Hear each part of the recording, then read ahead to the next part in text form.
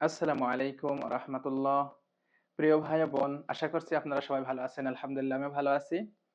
দীর্ঘদিন পর আমি আরো একটি ক্লাস আজকে রেকর্ড করছি। প্রিয় ভাই ও বন্ধুরা, আপনারা যারা আমাকে দেখছেন, আল্লাহ আপনাদের সকলের প্রতি রহম করুন। আজকে আমরা অনেক গুরুত্বপূর্ণ একটি বিষয় শিখতে যাচ্ছি, সেটা হলো নুন সাকিনের নিয়ম কানুন। কোরআনের বেশিরভাগ শব্দের মধ্যেই নুন সাকিনের ব্যবহার আছে। বলা যায় দুইটা শব্দের মধ্যে একটা শব্দ নুন সাকিনের কোনো না কোনো ব্যবহার পবিত্র কোরআনে আছে। মানে প্রতি দুইটা শব্দের ভিতরে একটা শব্দের মধ্যে এই ব্যবহার আছে, প্রায় শব্দের মধ্যেই আছে।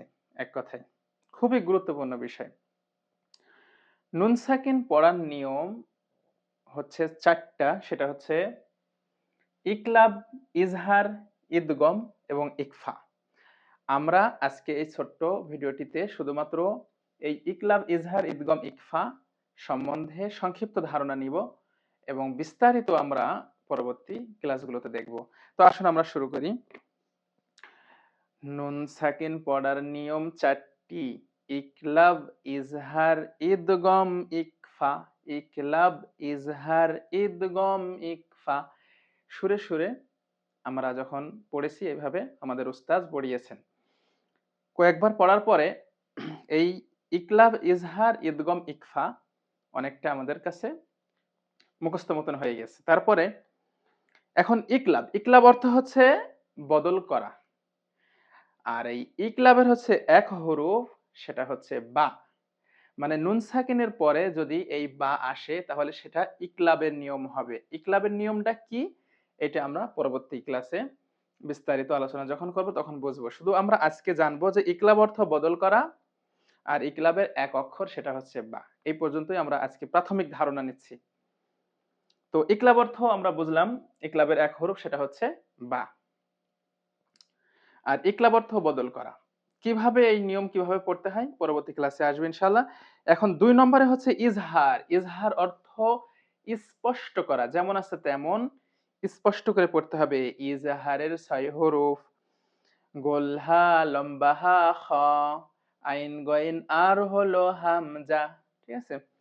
তাহলে ইজহার অর্থ স্পষ্ট করা। ইজহারের 6 হরফ: গোলহা, লম্বা হা, খ, আইন গইন আর হলো হামজা। নুন সাকিনের পরে যখন এই 6টা অক্ষর আসবে তখন সেখানে ইজহারের নিয়ম অর্থাৎ স্পষ্ট করে পড়তে হবে।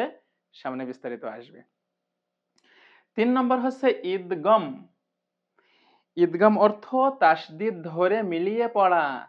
ঈদগমেরও 6 অক্ষর। ঈদগমের 6 হরফ: ইয়া, ওয়া, মিম, নুন, র আর লাম। ইয়া, ওয়া, মিম, নুন, র আর লাম। নুন সাকিনের পরে যদি এই 6 অক্ষর পাওয়া যায়, তাসদিদ থাকার না থাক তাসদিদ ধরে পড়তে হয়। এই ছন্দগুলো সামনে আসবে। তাহলে ঈদগমের 6 হরফ এবং ইজহারেরও 6 হরফ, আর ইকলাবের এক অক্ষর সেটা হচ্ছে বা। তো ঈদগমের 6 অক্ষর হলো ইয়া, ওয়া, মিম, নুন, র আর লাম। নুন সাকিনের পরে যদি এই 6 অক্ষর পাওয়া যায় সেখানে ঈদগমের নিয়মে আমাদেরকে পড়তে হবে। বিস্তারিত নিয়ম আমরা সামনে দেখব। 4 নম্বরে সবচাইতে বেশি যে অক্ষর আছে ইকফার। ইকফা অর্থ গোপন করা। ইকফার এই গুণাটা খুবই সুন্দর লাগে তেলাওয়াতে, যারা সুন্দরভাবে করতে পারে এটা শুনতে ভালো লাগে।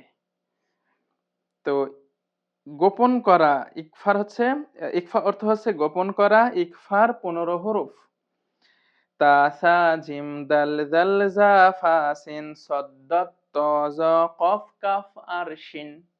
এই 15টা অক্ষর বারবার পড়তে হবে। এটা আমাদের কাছে যখন আমরা প্রথম শিখেছিলাম তখন একটু জটিল মনে হয়েছে যে 15টা অক্ষর মানে অর্ধেক। নুন সাকিনের পরে যদি এই 15টা অক্ষরের যে কোনো একটা যখন আসবে তখন ইকফার নিয়ম হবে। অবশ্যই এই অক্ষরগুলোকে সম্পূর্ণ ভালোভাবে মুখস্থ করে ফেলতে হবে। ইকফা অর্থ গোপন করা। ইকফার 15 হরফ: তা, সা, জিম, দাল, জাল, জা, ফা, সিন, সদ, দত, ত, জ, কফ, কাফ আর শিন। এই 15টা অক্ষর: তা, সা, জিম, দাল, জাল, জা, ফা, সিন, সদ, দত, ত, জ, কফ, কাফ আর শিন। বারবার কয়েকবার পড়ে মুখস্থ করে ফেলতে হবে। প্রিয় বন্ধুরা, আমরা নুন সাকিনের পড়ার নিয়ম 4টি, সেই 4টা বিষয় কি কি এবং সেই 4টার অর্থ কি এবং অক্ষরগুলো কি কি প্রাথমিক ধারণা নিলাম। ইনশাআল্লাহ পরবর্তী ক্লাসে আমরা বিস্তারিত ব্যবহার দেখব, সুন্দরভাবে এই নুন সাকিনের নিয়মগুলো অবশ্যই আমরা শিখবো। জাযাকুমুল্লাহু খায়ের। দেখা হবে পরবর্তী ক্লাসে। মা সালামা।